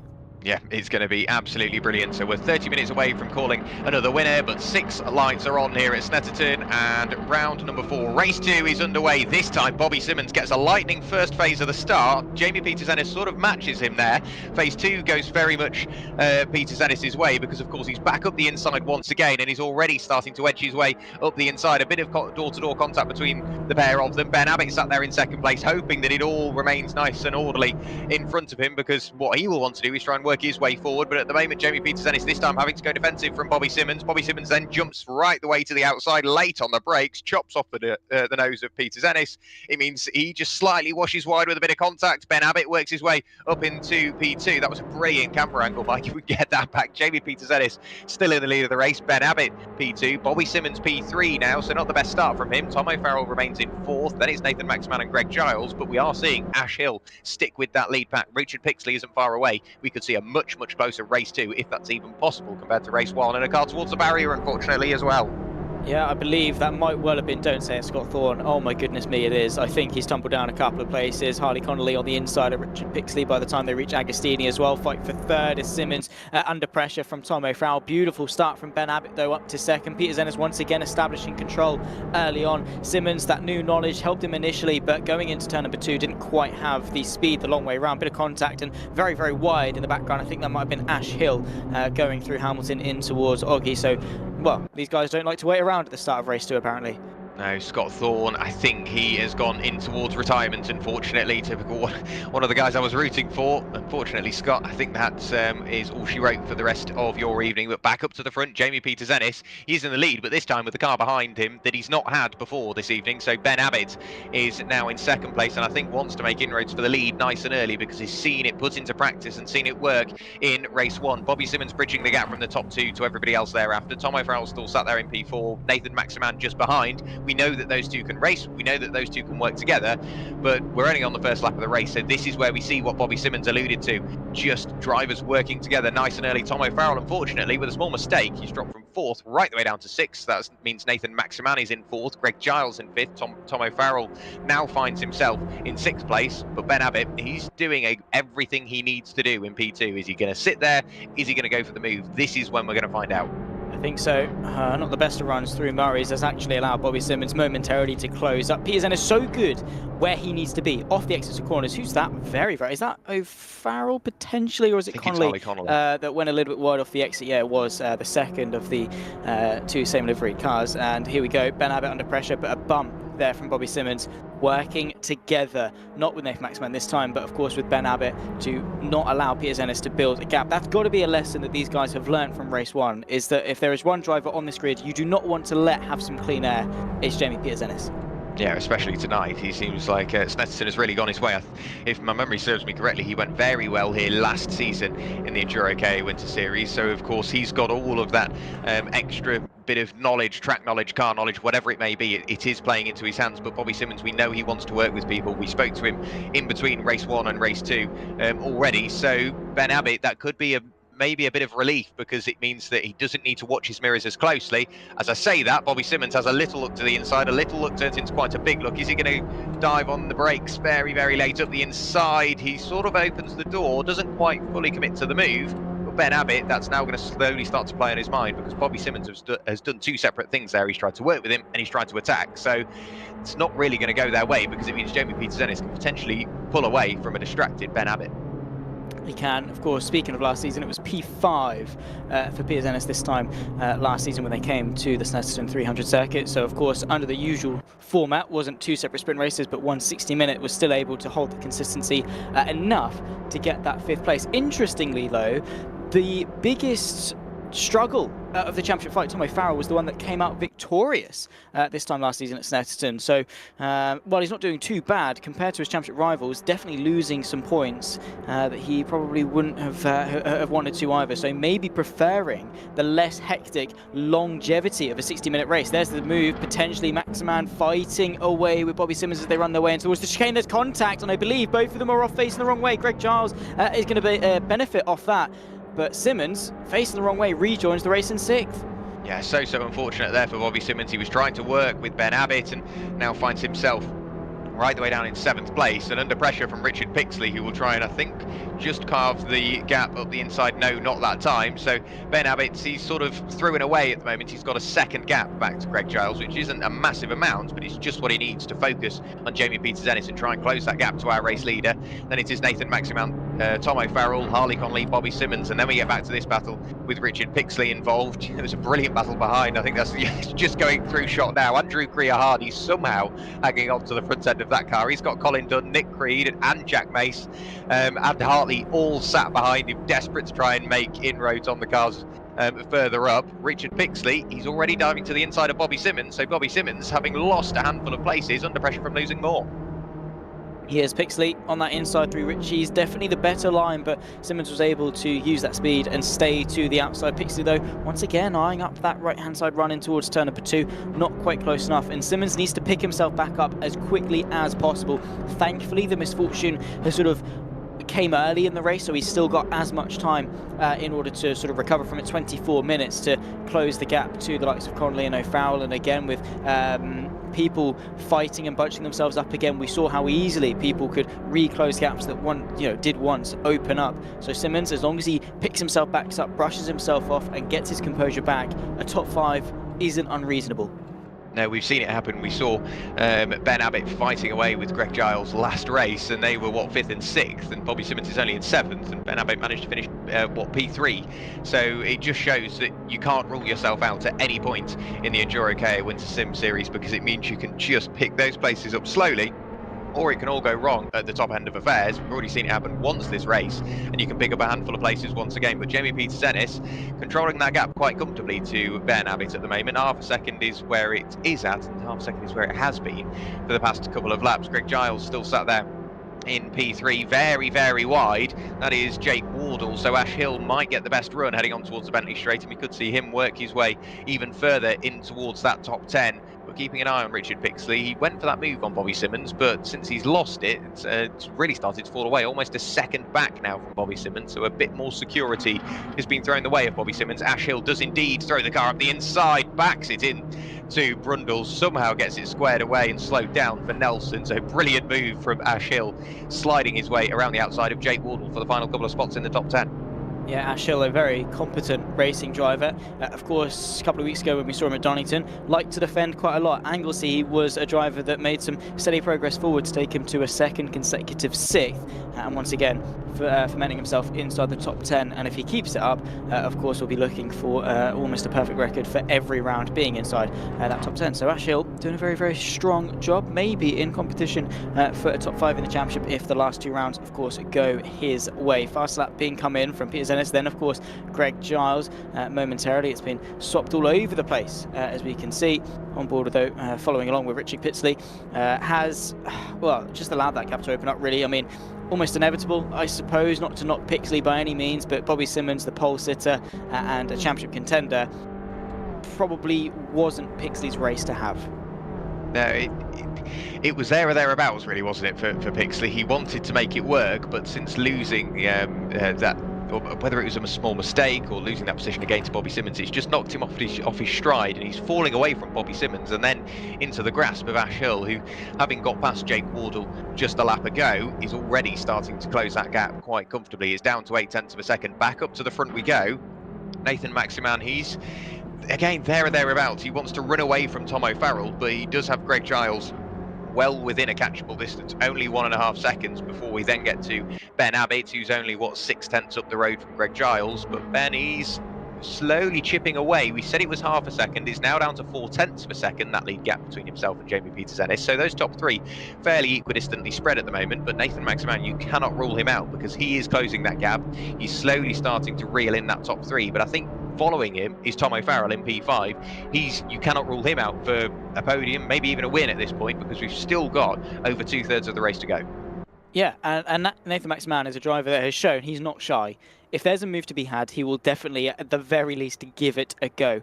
As we said, coming into this was the one inside the top four that was on the back foot, had to close that 6-point deficit, didn't do too bad of a job, of course, initially in race one, and is now trying to fight back and gain some points to his rivals. And of course, he's the one with the most to gain, so he's trying to send all the moves that he possibly can, build as many points in this championship as he can, side by side. That's the fight for second through the bomb hole. I think Ben Abbott being overtaken by Greg Giles, who is going to have the inside line through Corum. We saw this exact move play off towards the back end of race number one. This time, though, Abbott happy to sit back, flash the headlights as well, maybe just to signal him to get a move on and get after the race leader. Yeah, it's all slowly starting to go the way of Greg Giles, having worked his way in front of Ben Abbott. Of course, that move has cost him a bit of time. 1.1 seconds now the lead gap to Jamie Peters-Ennis, but he's showcasing the pace he has in race two. We saw the pair of them fighting away all the way through race one. Hopefully they don't fall into that same trap, because that just means everything will swing back the way of Jamie Peters-Ennis and he can slowly start to run away in the distance. Fastest lap of the race at the moment is being held by Greg Giles. It was set a couple of laps ago at 2:32.297. We're now seeing the gap, or the battle we mentioned just a few laps ago, really start to come to fruition at the moment, because Ash Hill, he's trying to find the grip all the way around the outside at Ritchie's, working his way alongside Richard Pixley. It's going to be last of the late breakers as we arrive at Wilson, absolutely toe-to-toe. They're very equal on the way in. Ash Hill will potentially look for the cutback on the way out, grabs the late apex, tries to cut up the inside, but what that will turn into is the outside as we arrive at Palmer. So as soon as you make a move, you've already got to be thinking about the next couple of corners, because that's when it comes from making that move to retention of that position that you've just got. And Ash Hill, maybe he slightly forgot about that. He went for the cutback, and then I think realised it was going to be the outside for Palmer, and maybe lives to fight another day. This time it will work for him if he grabs the inside at Agostini, which he's already shown the car and shown the nose. That's what he wants. Can't quite get there on the brakes, but if you get the inside of Agostini, it will be the inside for Hamilton, the outside for Froggies, but hopefully all has been settled by that point. Ash Hill, he's really going to have to work for this if he wants to get in towards the top 8. He definitely is, and is going to have to get a move done sooner rather than later, because there's only so long that you can wait behind. But thankfully, I suppose, to his advantage, he's got a bit of a gap up to Simmons that probably won't be closed, and a bit of a buffer zone back to Wardle to sort of have a bit of wiggle room in this battle with Pixley, but definitely not bad battling at all.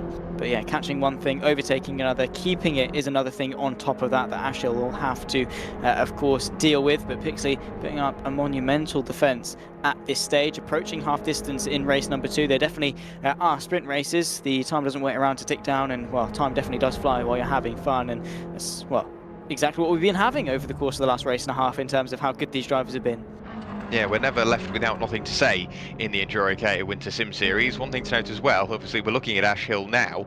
As he worked his way through and past Jake Wardle just a couple of laps ago, he is slowly being swallowed up by a battle we looked at very briefly at the start of the race. That's with Andrew Greer-Hardy, Colin Dunn, Nick Creed has fallen away, and Jack Mace 4.5 seconds back. I don't know whether that was a mistake, but it's really not gone his way in race number 2. So Ash Hill, having worked his way through and past Jake Wardle, he's almost bought himself a handful of time, and probably time that he needs, because Andrew Greer-Hardy and Colin Dunn are looking very, very racy in that mid-pack. Over the line goes our top 3. Jamie Peters-Ennis still leading the way with quite a comfortable margin, but it is coming down. 1.1 seconds on the lap prior, 0.8 of a second this time. If we look at the times last time through, Greg Giles half a second quicker. He is closing quite quickly as well on our race leader.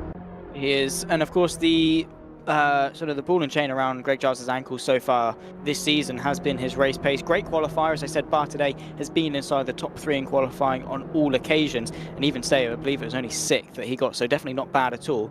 But he has suffered in that consistency and having the fortune in the race. But it seems race 2 today all coming together for him, not to speak too soon, but closing that gap to Peter Ennis, of course, our dominant race 1 victor. Definitely not a bad way to go about things, of course, is bringing Ben Abbott with him, who's only 3/4 of a second behind Giles, so that could well materialise itself into a 3-way fight for the lead. And well, I expect fireworks at the front, I'm sure. Of course, Maximan and O'Farrell closing that gap as well, not too far off, sub 1 second on Abbott themselves, so there is a lot of potential. It certainly is a short fuse. Yeah, we've mentioned it already as well. It's just one small mistake. If Richard Pixley dips a wheel onto the grass or runs slightly wide coming out of a corner, it means that Ash Hill, everything throws his way. But you can't rule it out for Ash Hill, because obviously he's in that perfect position to try and take P8 away from Richard Pixley. But if he makes that mistake, it means he loses all that time, and if it's a big enough mistake, falls into the clutches of Jake Wardle, who still has Andrew Greer-Hardy, Colin Dunn and Nick Creed for company in 10th, right the way down to 13th. So 4 cars separated by just under one, or just over 1.5 seconds at the moment. Jamie Peters-Ennis, that lead gap is within half a second. Greg Giles is getting closer and closer and closer. Ben Abbott, he's falling away a little bit, but if those top 2 battle, he's going to be right there. So it could be 3 cars all fighting away. But as we get closer and closer to the halfway point in this race, not too far away is Nathan Maximan and Tom O'Farrell, so you cannot rule out 5 cars fighting over the lead, and we've still got 15 minutes of the race to go.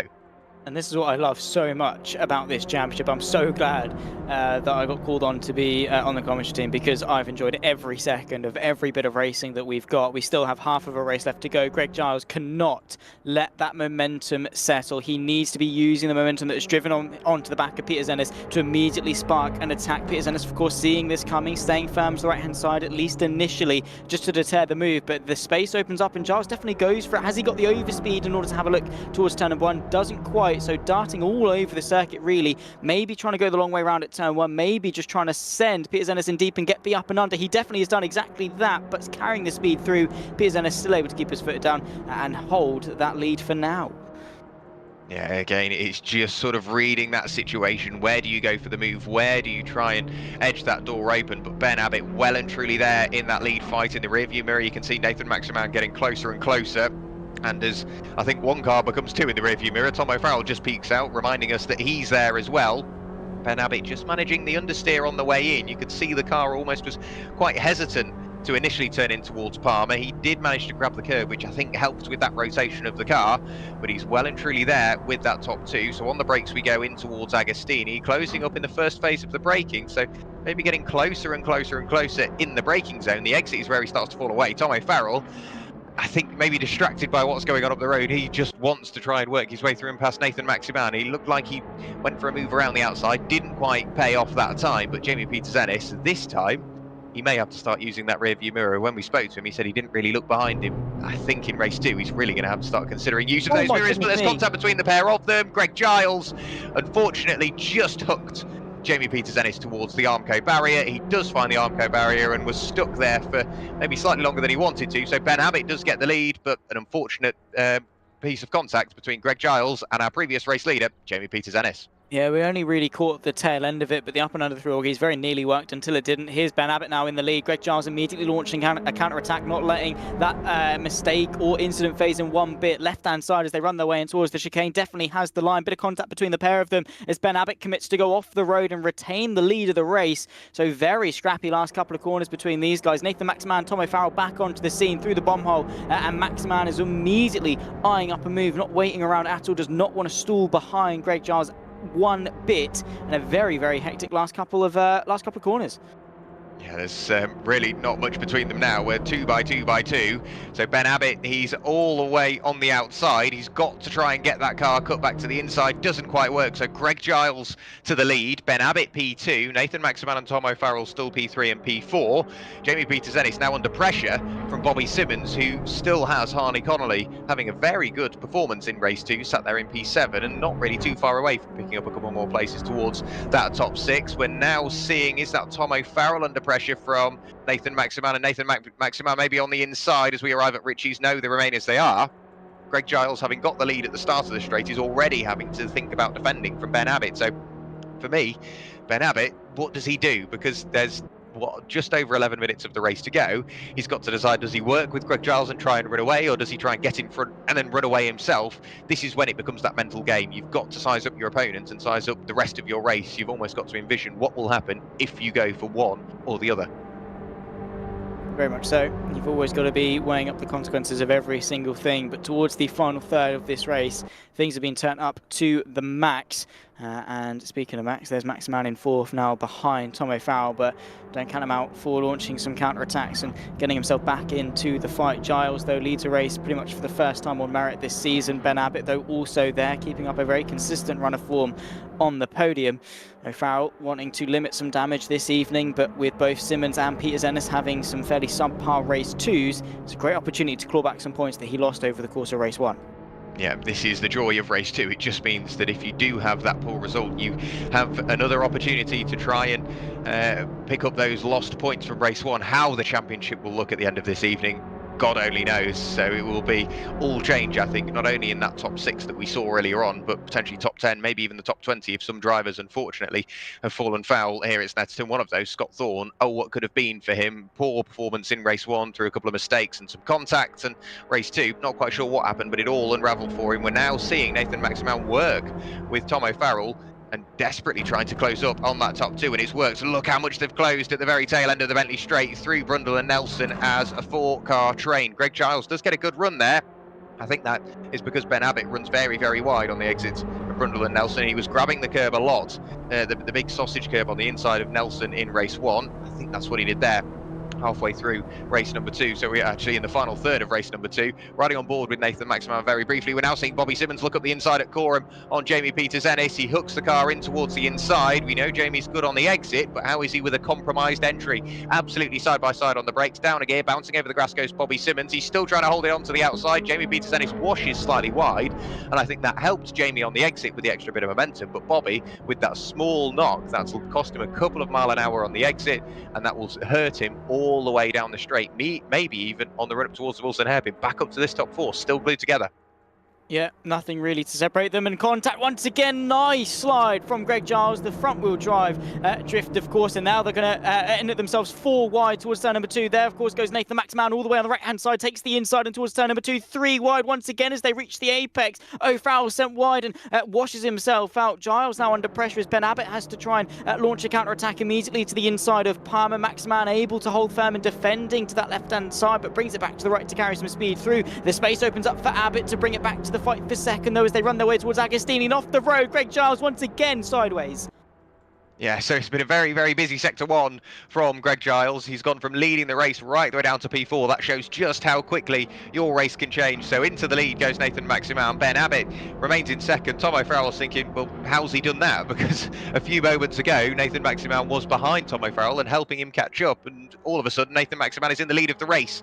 So with all of that changing up at the front, you can see how much time that has cost that top 4, because Jamie Peters Ennis is only 2.5 seconds back, but still with Bobby Simmons there. So Nathan Maximan, the new race leader, only a quarter of a second in front of Ben Abbott. You can see just how close they are. Tom O'Farrell not far away in P3.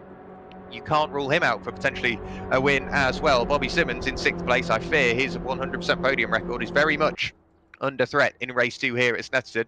Tell you what, shall we do more of these sprint races? They're absolutely action-packed from start to finish. Just the whole season. That's just why not? I mean, in a week's time, we'll head to Brands. That'd be a good circuit to do some sprint races at, to be fair. And then, of course, we have the community voted one for the final round. So let's just do sprint races to the end of the season, because why not? I know the EnduroKA, the enduro side of it, but why not for the sim? Let's just have the sprint KA and just let these guys go ham for half an hour twice, because it's just been nothing but action. I mean, to be fair, the 60-minute stuff and obviously the 72-minute stuff at Anglesey also was amazing, but well, the heat has just been turned up to 11 here at Snetterton, and for the most part it's been kept within the confines of the limits as well. It's been very hard, but for the most part also very fair, which is just as good. Yeah, absolutely. There's been some very, very fair racing, like you say. We saw a brilliant battle in race one between Greg Giles and Ben Abbott. Those two glued together side by side for 99% of the race, really, and there was racing room given on every single occasion. Back across the line we go. To my calculations, 3 laps of the race remaining, maybe 4, depending on how quickly they can get round. But I'm guessing it will be 3. That will be the safe bet. Nathan Maximan's still in the lead of the race, still with Ben Abbott for company in P2. Tom O'Farrell, he's not quite there yet. And I think the key word being yet, because all it takes is, again, those two cars up the road slowly starting to battle, and that leaves Tom O'Farrell back on the coattails of that top 2. Greg Giles not far away in P4. He's got a bit of a recovery drive to go. Peter Zennis hasn't really made too many inroads on that top 4 at the moment, I think because his attentions are very much asserted on Bobby Simmons in P6. He's within half a second of that top 5, and it will continue, I think, just to chip away at that time. He's got 6 minutes to do so we could see ever more changes in that top 6 so far. Fastest lap of the race is still held by Greg Giles, and I think it will remain as so with the battling that is going on. And of course, the tyres will slowly start to feel slightly more less responsive, whether that be due to wear, whether that be the fuel load coming out. But of course, with everything that's going on, some of the drivers might be carrying a bit of damage as well. So Greg Giles looking to pick up an extra couple of points there with the fastest lap point in towards Oggies we go. Nathan Maximan, this time, much closer to Ben Abbott. Are they working together? I'm trying to figure it out. I was just trying to focus on them there. I don't know whether Ben Abbott is working with Nathan Maximan to try and pull away from Tom O'Farrell, or they're battling, but they're just that close. They are. Nothing really to separate them. So competitive, so close, and what an evening that we've been treated to. We still get, I think, 2 to go at the line for this race, so we're still 5 minutes left to go. We're about to start the penultimate lap, as is the case with a slightly longer lap here at Snetterton, and Max Mann has got a long road ahead of him in order to retain that lead. Abbott searching for it before today, hadn't been able to get himself onto the podium, but now he's definitely got a good chance at going for 2 in a row, essentially, potentially even searching for his first win of the year as well. Max Mann also searching for that himself. I mean, is looking to go for again another podium going his way. Took that second place, of course, at Anglesey, and would like to do one better and take a victory, but unfortunately there's only one top step. Yeah, and I think they're doing their very best to share it at the moment, but they can't quite decide who wants to be overall victor here at Snetterton. Ben Abbott, of course, coming into this evening, hadn't stepped foot on the podium, so with a good result in race 1, he's trying to follow that up and keep that momentum in race number 2, and he's very much playing into his hands. So on to the penultimate lap of the race we go. Nathan Maximan still leading the way, and as I mentioned, the fastest lap of the race, who goes and proves me wrong? Tom O'Farrell into the 2-minute 31s. 2-minute 31. Sorry, it's not Tom O'Farrell, pardon me, it's Greg Giles. Greg Giles keeps the fastest lap of the race, but massively betters it. A 2-minute 31.529, a brilliant showcase of speed on the lap prior, and he's already trying to carve his way back up into those podium places. A bit of contact between himself and Tom O'Farrell in the braking area on the run up towards the Wilson hairpin. But Greg Giles, he's really turned up the taps now. He knows he's on the penultimate lap of the race, and he's not going to take any prisoners. He wants to get back on that podium. Yeah, and of course, Greg Giles with that 31.529. The pole time by Bobby Simmons was a 31.6. Obviously, Giles assisted a little bit with slipstream as such, but still goes to show how remarkable of a lap time that was to put in right at the death of this race. About a lap and a half left to go, 3.5 minutes on the clock. Maximan hanging on ahead of Ben Abbott. Tom O'Farrell trying to reel his way back into contention and take himself back to the top step of the podium once again after momentarily falling off it over the course of the last 2 races at Anglesey and race 1 here at Snetterton. But 4 cars still firmly within a shout of victory. If circumstance goes their way, they all have a very promising chance. They do indeed, and still championship points up for grabs. Like I say, I've got no idea how the championship will look, but I imagine it will be closer than ever, especially as we've only got 2 more races to go this season as we get closer and closer to the very final round. Nathan Maximan just running slightly wide, Ben Abbott running wider as we head onto the Bentley Straight once again. And he's not too far away, 0.2 of a second. Within 0.2 of a second, you can see the time is trickling away. And is he going to bump draft? No, he's just sitting there being rather comfortable at the moment. I think this will be a last lap move from Ben Abbott, or is he just playing the long game? He's playing the sideways game, at least in towards Brundle and Nelson. He could potentially, like I say, be playing that long game and just wanting to bide his time, but that's not the way to do it. Very, very wide on the exit of Nelson there. Through the bomb hole he will go. He's not cost him too much time, but Is he just going to settle for second? I doubt it, because at the end of the day, he's a racing driver and everybody wants to win. So we could see Ben Abbott on a very last lap charge for the race lead. Greg Giles, of course, he's still trying to get his way onto the podium, but Tom O'Farrell knows how to drive quite a wide EnduroKA.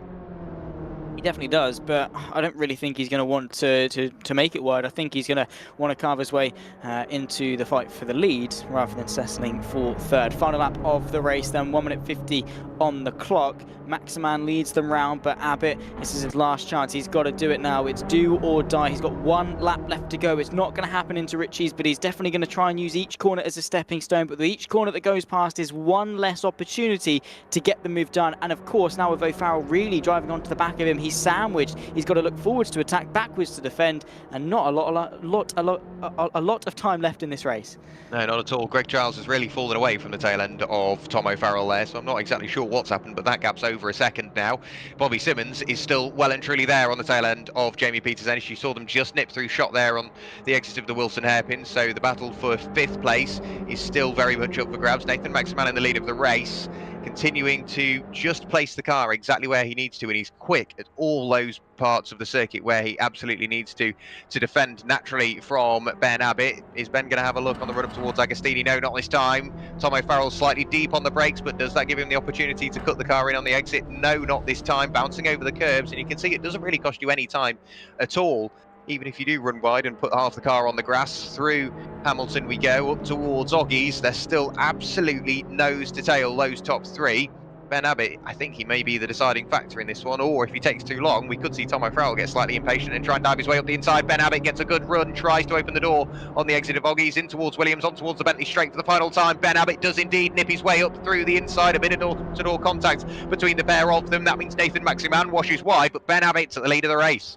He is, but he's got to keep it. It's going to be the outside line by the time they reach the chicane. Nathan Maximan doing all he can in order to give him the squeeze and make that line as wide as possible by the time they reach Brundle and Nelson. Tom O'Farrell not going to wait around for an opportunity either. He's going to look to the outside as they run their way through. Maximan going from first to third potentially. Bit of contact. O'Farrell slides his way through, but going to try and retain that inside line, but it's too much over the grass. Rejoins in third place. Ben Abbott got 2 more corners to secure victory.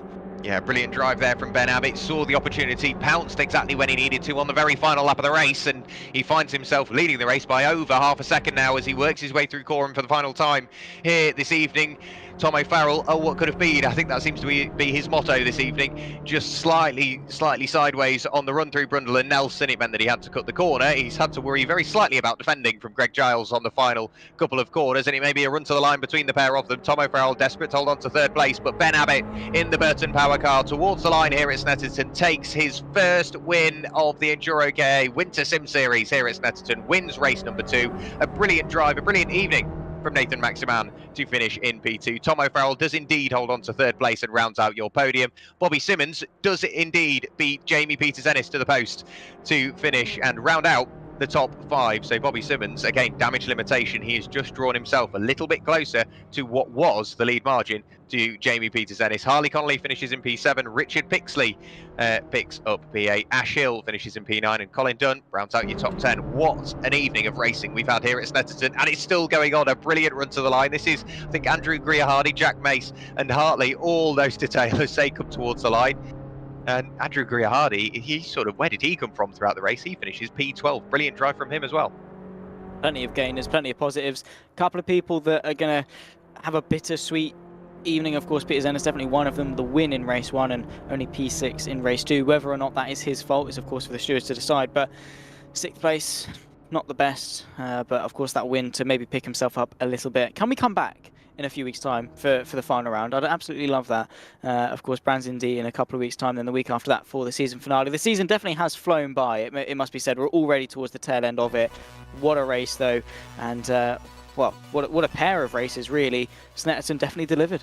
Yeah, absolutely. And the best thing is everything we've showcased this evening in 2 30-minute races is showcased for real in 2 3-hour races at Snetterton on the 300 layout by the EnduroKA series on the 10th and 11th of August. So if you've never watched actual EnduroKA action, I urge you to go to one of the 6 rounds they have this season, and this is just a brilliant advert for what they do in real life. It really is this close, but what an evening we've had. We always say this week in, week out, they won't get closer than that. That was close. That was close. There's no room left to be had, but somehow they find it, and the 2 30-minute sprint races just shows how close the drivers can race and still give fair, respectful racing room. Yeah, and obviously it's hard. These EnduroKAs, of course, we said sort of lower power opens the door for more overtaking opportunities as such, and it just invites people to go for moves. And as we said, that mentality shift from the usual 60 minutes into the 30-minute sprint races, again, gives them that kick up the backside to say, come on, let's get on with it. But also, you have to be even more intelligent in sprint races. Sort of in a different way as such. You have to apply different skills. It almost is a different discipline entirely to what we usually see for the 60/72 minute races that we've already seen so far this season. But 2 absolute crackers and a high amount of talent on this field as well. Obviously, whether they're solely sim drivers or real life drivers that have now got themselves onto the sim, or they've always done a bit of both, we have got an absolute abundance of talent on this field. Yeah, absolutely. I was just looking through a couple of the chats. Mark Raddenbury from Positive Perception, one of the series sponsors, says Nathan woke up late for qualifying. Clearly the coffee has kicked in. So assuming obviously he's speaking about Nathan Maximan. If he woke up late for qualifying, how the hell did he manage to get to P5 very, very quick? And a really good result from Nathan this evening, both in race 1 and race 2. It's just that consistent points, and I think tonight we have seen that more than ever. Those drivers in the top 10, if they keep scoring those consistent points, and it could just be one off round from one of those big hitters at the very top of the order, and that can bring 3-4 drivers back into the mix.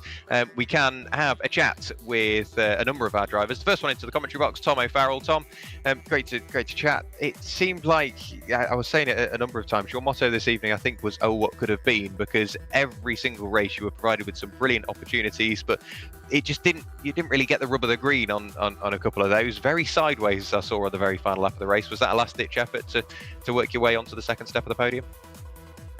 Kind of. I mean, race 1, I said to Jamie, look, I'll give you a little boost and see if we can get breakaway, and then we'll fight later on. And then what happened, and yet again I was bumped off the circuit. So I should have had second really in that one. And then this one, that last move that you're talking about where I was sideways, I was obviously side by side with the same driver again, and obviously I'm sideways off the circuit again. So I mean, it is what it is. As you said, it's what could have been. But I must admit, I enjoyed most of the racing.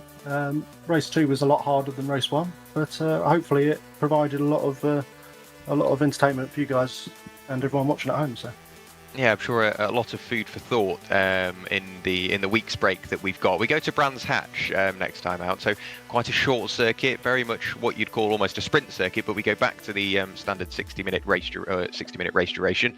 How are you feeling at Brands Hatch? Because more elevation change, I think, other than Anglesey that we've had on the calendar, but a much shorter circuit. So if you make a mistake with the amount of laps that you get, naturally you can probably work your way slightly closer because there's less opportunity for field spread. Is it a circuit you like, a circuit you don't like? How's the sort of confidence levels going into that? I feel the same going into Brands as I did coming into this one, because I won them both last year. So I kind of felt, okay, well, I think I know what I'm doing. You know what I mean? It's that I was relatively quick last year. I'm relatively quick this year. So hopefully it should be the same outcome. Obviously that wasn't proven tonight, but I mean, Brands is my home. I spent a year or so marshalling there. So used to go with Dad to Brands for weekends and all that sort of thing. So I know the circuit, and hopefully we can have some better outcomes than we did tonight. Well, fingers crossed. I guess all will be revealed in a couple of weeks' time. But it's great to have a chat to you, Tom. And it was great to see what you can do behind the wheel of an EnduroKA once again. So we'll see you in 2 weeks at Brands Hatch. Thank you very much. See you then. Cheers, Tom. Great to have a chat with Tom O'Farrell. Zach, who do we bring in next? We've got Ben Abbott or Nathan Maximan? Oh, I say let's go in order. Let's bring in Maximan. Let's have a quick old chat with him because, of course, it's a consecutive podium when it comes to the rounds. Obviously, you got that second place in the end at Anglesey. You come in today, a very hard fight, Nathan. Yeah, it was a tough. Both races were pretty tough. A lot of rubbing at the top end of the field, but it was a good racing. I enjoyed it. I didn't get much practice in, but I got there in the end and had a good battle with Ben in the second race, so it was an enjoyable round. Definitely seemed to be very well done to you, of course, and your racecraft was absolutely sensational. How are you feeling, though, going forward in the championship, of course, coming into today, 6 points down on the top three? Couple of sort of ebbs and flows in terms of the points. Are you sort of setting yourself any aspirations for the final 2 rounds, or are you just going to take it as it comes? I definitely need to get some more practice in for the next few rounds. Today I only did 3 laps in qualifying and I qualified 5th. So I'm sure if I put a bit more time into it, I'll be able to climb the championship ladder. Absolutely. Well, Nathan, best of luck to you for the rest of the season. Thank you for coming in and having a chat with us. And of course, I'm sure we'll see you back in a couple of weeks' time when we head to Brands. Thank you. Awesome stuff, Nathan Maximan. In the end, once again, another second place, like the second place he took at Anglesey. Jack is our race leader. Yeah, so Ben Abbott, you hadn't worked your way onto the podium at all so far this season, but the consistent point scoring positions were there. You've only gone and done it twice this evening. Is that something to do with Snetterton? Is that something you've changed, or did it just sort of go your way this evening? Talk us through sort of your perspective on tonight. I do like Snet. It's one of my favourite circuits to drive, both on sim and real life, so I kind of know it very well. But no, for whatever reason, it seemed to gel. I think I haven't driven these cars much compared to other people, so I think I'm starting to get to grips with the balance and the precision you have to have in order to maintain high speed. If you're a foot wide of the apex, you can easily lose 2-3 tenths on the back straights because they just have no power. But yeah, no, it worked out well. I mean, race 1, I wouldn't say I warranted a podium. I think I lucked in because there was a couple of bits of contact and it was just right place, right time. And then race 2, I knew I didn't have the raw pace just to lead. So I opted to wait behind people and just see where I was on the last lap and then wait for the opportunity to open up. And unfortunately, it did for me on the last lap of the back straight. Yeah, it seemed like a move that was definitely there, and you sort of grabbed it and went, you know what, I'm going for it, made it at the perfect time, and found yourself not only in the lead, but also on the top step of the podium. But of course, that means at the end of this evening, we're done for sprint races so far, so heading back to the 60-minute sort of endurance race durations, if you will. Does everything sort of change, or do you just sort of do a full reset and go, right, let's attack this in a slightly different way? Do you approach the night in the same way? Because Brands Hatch in a couple of weeks' time, we're not doing those 30-minute sprint races, which I think are a little bit closer, a little bit more aggressive. Whereas in the sprint, in the endurance races, you can almost bide your time a little bit more, knowing full well you've got a bit longer to make up for any sort of mistake. Does anything change, or do you just sort of attack it in the same way? For me, I think I wasn't well. I took this race very much the same. It's still a 30-minute race. These things aren't quick, so there's no point in lunging into turn 1 and again, taking people out or being 4 or 5 seconds behind because you just can't catch it. Everybody at the top is so close. If you drop back a second, it takes you 4 laps to catch up.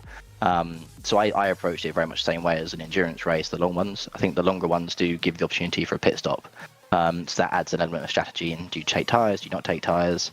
For me, I think Brands is going to be an interesting circuit because there's not really many good overtaking spots there. A lot of the corners are roll in, keep momentum up. So I think there's going to be a lot of interesting to see how that race pans out, and the pit stops will become really critical in that race. Well, all that will be revealed in 2 weeks. And the good thing is having that week break in between, you've got all that time to practice. Whether you take the pits, whether you go into the pit stop and take the tyres, how does that affect the race? How does the car change? We were saying earlier, it is a very busy job, but it seemed like you seem to master it here at Snetterton. But it's great to have a chat, Ben. Massive congratulations on the brilliant performances this evening, and I look forward to seeing how that levels out in the championship, and hopefully get to speak to you again in a couple of weeks' time. Thank you very much. Cheers, Ben. Great to have a chat with everybody this evening. But of course, the championship is only going to get closer. Brands Hatch seemed like a mixed bag for some of the drivers there going off the answers. Some like it, some don't. Some are apprehensive of the overtaking opportunities, because like Ben said, the major one for me is going up in towards Druids, the tight right-hand hairpin, or maybe then back down the hill in towards Graham Hill Bend, or a very committed move in towards Paddock Hill Bend at turn 1, because as you work your way down the Cooper Straight sort of through Surtees, McLaren, Clearways and then Clark Curve, it can almost fall into being a one-way affair. So I think the drivers will make the most of lulling drivers into that almost sense of comfort, because you can approach that and go, it's just a one-way affair tonight, there's not going to be anything major, and then that's when you see the big moves. It's going to be a hard one to judge, I think, going into Brands Hatch. I'm looking forward to it. Of course, with the Indy circuit, we lose obviously a lot of it, but we don't really lose a lot in terms of overtaking opportunities as such. I think either way would have sort of the same race, kind of. The Indy circuit a lot more high speed because there's more medium speed corners, less braking zones as such. So Paddock Hill, Druids, Graham Hill, and then obviously into that little S section before you then round it back for the end of the lap. So of course we go to the longest lap of the calendar, straight into probably the shortest one. Should be a lot of fun though. I'm thoroughly looking forward to it in 2 weeks' time.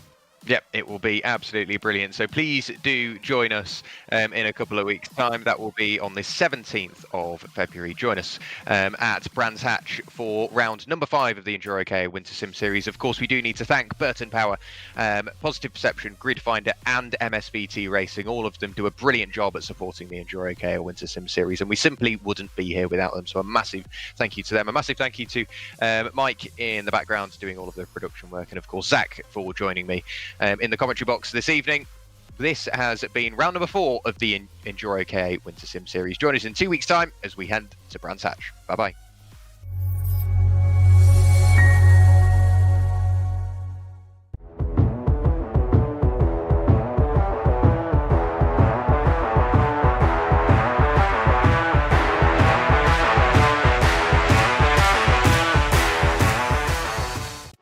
Grid Finder is the home of sim racing leagues. Our management tools allow you to recruit drivers and monitor their ratings and live splits. Find this and more at gridfinder.com. Sign up for free today.